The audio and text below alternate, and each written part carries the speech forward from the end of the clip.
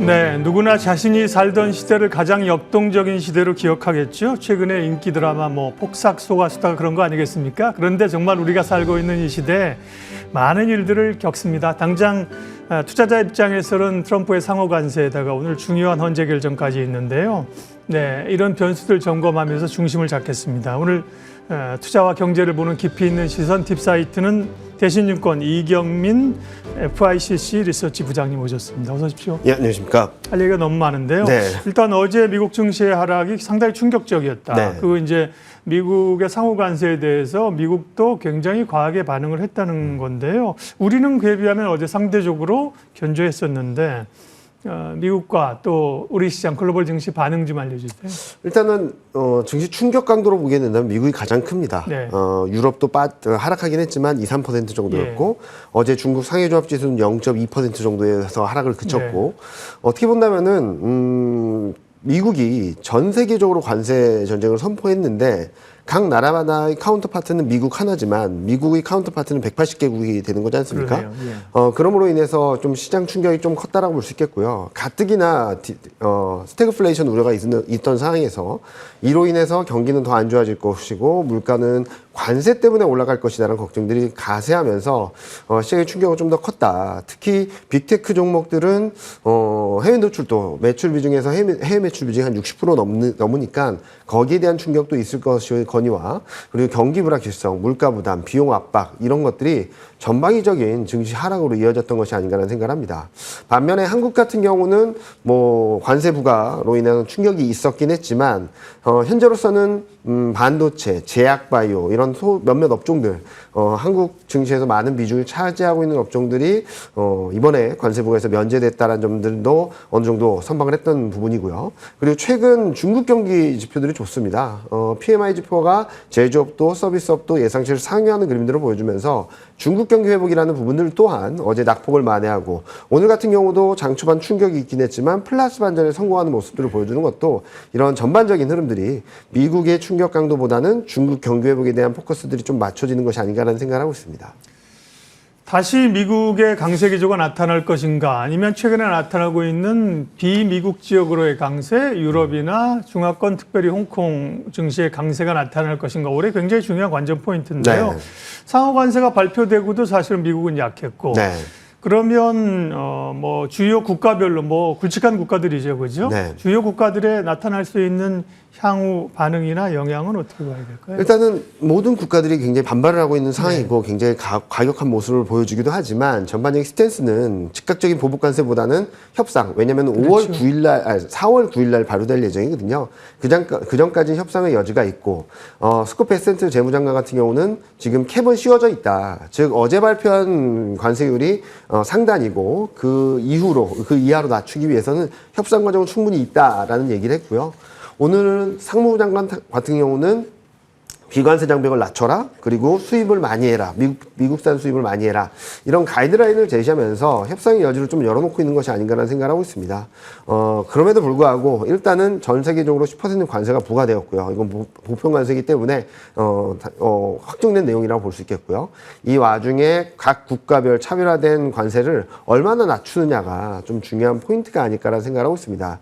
즉 저희가 판단하기로는 4월 9일 전까지는 협상에 주력을 하되 만약에 4월 9일 날 어느 정도 관세율이 확정된 이후에 발효된 이후에 스탠스는 좀 강경하게 갈 수도 있지 않을까 이런 부분들을 좀 열어놓고 바라봐야 되지 않을까 하는 생각을 하고 있습니다. 네. 이제 협상의 시간이라고들 얘기하는 거고요. 소위 트럼프가 구사하고 있는 그 전략, 미치광이 전략이라고 하는 거죠. 그런 거는 사실은 월가에서도 어느 정도 알고 있잖아요. 근데 어제 하락은 그걸 넘어서 결국에 미국 경기를 건드리고 실적을 건드리면서 경기 침체 우려들을 어제 굉장히 우려들이 컸던 것 같아요. 네, 맞습니다. 그쪽으로 이제 갈 가능성을 지금으로서는 어떻게 보세요? 네. 저희는 아직까지는 경기 침체, 스태그플레이션이라고 한다면 물가가 폭등을 하는 거 하는데 경기 침체거든요. 경기 침체 가능성은 좀 높지 않다라고 생각합니다. 물론 미국 경기 둔화폭이 좀 커질 가능성은 좀 열어놔야 된다는 말씀을 드리고 있는데 그로 인해서 경기가 더 침체로 가고 이제 물가가 올해, 내년, 2027년까지 계속적으로 상승하는 그림까지는 아닐 것이다 라는 말씀을 드리고 있습니다. 향후 관세라든지 그로 인한 영향을 봐야 되긴 하겠지만 일단 시장이 가장 걱정하는 것은 기존의 스태그플레이션 우려가 있었는데 여기에다가 예상보다 강한 트럼프의 관세 정책이 들어왔고 그리고 뭐 여러 연준 위원들까지도 경기에 대한 부정적인 의견을 말하는 상황에서 공포 심리가 공포 심리를 다시 낳는 그런 확대 재생산 국면이 아닌가라는 생각을 하고 있습니다. 이에 반해서 중국, 유럽, 한국 같은 나라들은 그동안 경기가 부진했던 상황에서 좀 바닥을 통과할 수 있지 않나라는 기대를 하는 상황이고 실제로 중국은 강력한 경기 드라이브랑 맞물려서 경기가 바닥을 통과하는 그림 그리고 최근 들어선 독일이 경기 부양 정책을 발표하면서 좀 긍정적인 그림 그리고 한국 같은 경우도 전에는 부재했던 재정 정책이 들어오고 있고 금리 인하가 좀 많아질 수 있다는 점 특히 오늘 같은 경우는 보면은 원달러율 레벨이 다운되면서 한국도 금리 인하 여지가 커졌다라고 생각할 수 있겠거든요. 이런 것들을 종합해서 본다면 지금 당장 경기 부양 정책 또는 금리 인하를 할 수 있는 나라와 그렇지 못한 나라들 간에 좀 차별화된 흐름들이 나타나지 않을까라는 예상을 하고 있습니다. 네. 미국의 상호 관세 얘기부터 했고요. 다음 우리 증시에서 국가적으로 굉장히 중요한 이제 11시에 헌재 탄핵 선고가 있는데요. 일단은 두 번의 사례가 있습니다. 고 노무현 전 대통령 그리고 기각이었었고요. 전 박근혜 대통령 당시 인용이었는데 그 당시에 물론 이제 판결도 그렇지만 그 당시 상황이 어땠느냐가 굉장히 중요하긴 할 텐데 두 번의 사례들을 조금 분석을 해주세요. 일단은 상황이 많이 달랐던 거죠. 그렇죠, 2004년 같은 경우는 중국 긴축 이슈 때문에 시장이 굉장히 불안정한 흐름 안에서 선고가 되었었고 2016년 같은 경우는 바닥을 잡고 턴하는 과정에서 선고가 되었었는데 지금은 국민 여론이나 이런 것들 봤을 때는 2016년하고 좀 비슷한 흐름이 아닐까라는 생각을 하고 있습니다. 그 당시를 보면은 바닥을 잡고 턴어라운드 하는 과정에서 박근혜 전 대통령의 탄핵 인용이 나오면서부터 코스피는 미국 증시보다 아웃퍼폼하는 모습들을 계속적으로 보여줬거든요. 특히 그때는 뭐 IT 턴어라운드나 이런 것들이 맞물리면서 좋았던 그림인데 그 당시에도 소비 심리가 급반등을 하고 소비가 살아나면서 IT 플러스 내수 관련주들이 좀 반등을 이끌어갔던 그림들이 나왔었기 때문에 이번에도 좀 비슷한 흐름이 아닐까라는 생각을 합니다. 반도체 사이클이 좋다 나쁘다의 좀 논란이 있긴 하지만 저희가 생각하기에는 중국 경기가 턴어라운드 하게 된다면 아마도 반도체 수요나 IT 수요가 좀 더 올라갈 수 있고요. 그리고 3월까지 수출을 본다 하더라도 반도체, IT, 기기 관련된 산업들이 수출이 여전히 견조한 모습을 보여주고 있어서 저희는 이번 탄핵 결과에 따라서 시장 흐름들은 좀 엇갈리긴 하겠지만 최근 시장 반응을 보게 된다면 좀 더 탄핵 인용될 경우 시장에는 조금 더 긍정적인 영향을 주지 않을까라는 예상을 하고 있습니다. 네. 국내 내부적으로도 그렇고 이제 정치적 불확실성은 특별히 외국인들이 주목해서 벼는 변수 아니겠습니까? 네. 우리는 한국을 잘 알고 있지만 사실 밖에 있는 외국인들은 우리가 사실 선진 시장에 완벽히 진입한 게 아니기 때문에요. 약간 그 이머징의 성격도 있기 때문에 고려할 텐데 무디스의 자회사 무디스 애널리스틱스 여기서 이제 한국 경제가 아슬아슬한 외줄타기를 하고 있다 이런 평가를 했어요. 최근에 상호관세 발표 이후에. 글로벌 투자자들이 우리 탄핵 정국 이후의 흐름들, 한국 경제를 어떻게 보느냐가 중요하고 사실은 외국인들의 움직임이 중요할 텐데 그 부분은 어떻게 판단하세요? 일단은 뭐 지금 현재 시점에서는 최악의 상황을 지나가는 것이 아닌가라는 생각을 합니다. 네. 여러 가지 불확실성들은 많긴 하지만 지금 미국 수출 의존도로 보면 한 18%에서 19% 정도 되고요. 중국도 그 정도 됩니다. 그리고 유럽이 그 다음인데 두 나라를 합치면은 한 33%, 35% 정도 됩니다. 이렇게 본다면은 중국, 유럽 경기가 턴어라운드 하는 게 좀 더 힘이 세지 않을까라는 생각을 하고 있어서 저희는 상호관세 부과에 대한 다른 무역 불확실성, 교역 불확실성은 좀 남아있지만 중국, 유럽 그리고 난 US 경기가 얼만큼 올라오는지가 좀 더 중요하다고 보고 있고 여기서 지적하고 있는 내수 부진, 소비 위축은 아마도 정책 불확실성이 해소되게 된다면 최악의 상황을 지난다라고 생각을 하고 있거든요. 그리고 금리 인하를 더 많이 할 것이고 그리고 재정 드라이브를 걸 것이고 추경이 예정돼 있다라고 본다면 지금은 소비가 더 나빠진다라기보다는 최악의 상황을 지나고 있다라는 정도로 평가를 할 수 있을 것 같습니다. 네. 따라서 트럼프 관세 이슈 그리고 이번 국내 정책 불확실성 해소 이 두 가지 변수가 풀리게 된다면 그리고 좀 완화되게 된다면 저희는 시장은 지금 걱정하는 것보다는 좀 나은 그림들을 보여주면서 주식시장 측면에서는 좀 우호적인 분위기가 만들어질 수 있다는 예상을 하고 있습니다. 네. 거기다가 이제 공매도도 사실 재개가 돼서 진행 중인 상황인데요. 네. 몇 가지 핵심 변수를 짚었는데 그 밖에 좀 또 우리가 4월을 맞이하면서 체크해야 될 변수라면 어떤 게 있을까요? 1분기 실적이겠죠. 실적. 네, 예. 다음 주 바로 삼성전자 실적 그렇죠. 가이던스가 예. 발표되게 되는데 1분기 실적이 어떻게 되는지, 그러니까 지금까지 말씀드렸던 것은 궁극적으로는 경기에 영향을 줄 수 있겠지만 지금 당장은 투자자들의 심리나 수급 그런 것들을 좀 건드리는 부분인데 실질적으로 펀더멘털이 어떤지가 보여지는 게 1분기 실적이라고 생각합니다. 근데 다행히 최근 뭐 한국 기업이익 전망을 보면은 조금이나마 좀 상향 조정되기 시작했고, 그리고 12개월 선행 EPS는 뚜렷하게 상승하는 모습들을 보여주고 있다는 측면에서 1분기 실적은 예상보다 좀 나은 그림들을 보여주지 않을까라는 생각을 하고 있어서 아마 이번 트럼프의 상호 관세 그리고 국내 정치적 이슈가 지나게 된다면 저는 좀 시장은 좀 더 반등을 할 수 있는 여지를 만들어가지 않을까라는 예상을 하고 있습니다. 작년 연간 실적들을 짓게 되는데 뭐 우리 주가는 굉장히 안 좋았는데 실적은 그래도 뭐 나름 선방을 한 것 같더라고요, 그죠? 그렇게 보셨던 이유는 네네. 상반기는 실적이 좋았습니다. 예. 1, 2분기 실적이 좋았고 3분기부터 실적이 꺾이면서 시장이 급락을 했던 상황이었거든요. 네. 보통 한국 실적 시즌은 좀 패턴이 똑같습니다. 1분기 서프라이즈, 2분기 예상상해, 3분기 예상하에 4분기 쇼크인데 예. 4분기 쇼크로 인한 눈높이가 낮아졌다는 측면에서도 1분기 실적은 시장이 나쁘진 않을 거다. 좀 우호적인 분위기를 만들어줄 거다라는 예상을 하고 있습니다. 분기별 계절적 요인이 있었거든요. 네. 작년에 뭐 연간 우리 상장 기업들이 벌어들인 어쨌든 영업이익이 한 200조 가까이 됐으니까 네. 정상화된 거 아닌가 싶었는데 시간대별로 좀 달랐습니다. 맞습니다. 네. 예, 시장이 흔들릴 때마다 사실은 듣고 싶은 시각, 이경민 부장님의 시각인데요. 이번엔 그러면 이 다양한 변수 가운데 전략을 세워보도록 하겠습니다. 지금 2475입니다. 여러 변수들이 묶여 있는데 관세 충격이든 혹은 정치적 불확실성이든 주가에 좀 반영돼 있어서 단기 충격을 기회로 이용하자라는 시각이셨어요. 제가 파악한 네, 것까지는. 맞습니다. 지금도 유효하신 겁니까? 네, 지금도 유효하다라고 말씀드리고 있고요. 어제 같은 경우도 뭐 코멘트를 작성하긴 했는데 네. 그때 제시드렸던 마지노선 그리고 뒷밸류가는 2,430선입니다. 네. 어제도 2,437에서 바닥을 잡고 낙폭을 줄이는 모습들을 보여줬는데요. 아마 이 선 정도가 아마 바닥을 잡는데 의미 있는 지지선이 아닌가라는 생각을 합니다. 12개월 선행 PBR 그리고 확정 실적 기준 PBR 기준으로 작년 하반기 저점이거든요. 그러니까 시장이 굉장히 불안정하고 실적도 떨어지고 경기도 불확실성이 커지고 트럼프 정치적 리스크도 불거졌을 당시 밸류에이션 저점권이 2,430선 전후란 측면에서 저희는 그 정도 레벨이면 충분히 매력적이다라고 생각하고 있고요. 뭐 어제, 오늘 그리고 다음 주 초반까지 좀 등락은 있을 수 있겠지만 그 등락 과정을 저희는 좀 비중을 확대하는 그런 기회로 삼아보자라는 전략을 계속적으로 유지하고 있습니다. 물론 예상보다 강한 관세 정책으로 인해서 충격이 크긴 했지만 저희는 큰 흐름 자체가 무너졌다, 꺾였다라고 보지는 않고 있고요. 아마 1분기, 2분기 좀 길게 간다면 정책 흐름들을 본다면 아마 3분기까지도 좀 더 좋은 그림들을 열어줄 수 있지 않을까 하는 예상을 하고 있습니다. 네. 물론 2,430m로 떨어지지 않는다는 얘기는 아닙니다. 네, 네, 예. 네. 그러나 그런 기준점들을 가지고 있으면 떨어져도 사실은 버틸 용기가 있거나 맞습니다. 매수할 용기가 생기는 거죠. 네. 다만 이제 위쪽으로도 제한적이지 않냐는 게 고민인 건데요. 네. 하단은 그렇게 우리가 소위 북밸류로 잡아주셨다고 하면 이제 분위기가 조금 악재가 해소되고 그러면 상단은 이제 어느 정도까지 열어둘 수 있습니다.